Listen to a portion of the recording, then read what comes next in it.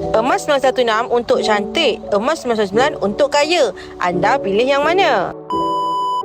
Majoriti kita kalau sebut tentang emas terus terbayang emas perhiasan, emas 916. Cantiklah gelang ni. Tapi lupa, beli emas 916 bukannya murah. Kos upahnya pula lagi tinggi. Spreadnya lebih tinggi. Nak buat apa dengan emas yang lebih mahal sebab kos upah, tapi bila nak jual kena tolak susut nilai yang tinggi. Bijak ke macam tu?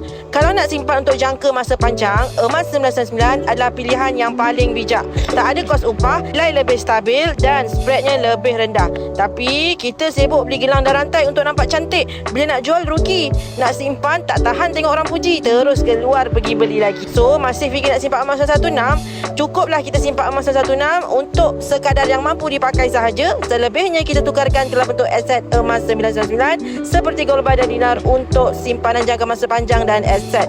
Yang mana belum ada akaun emas Get Public Gold, klik link di bio Safia Zofian. Saya bantu sebaiknya.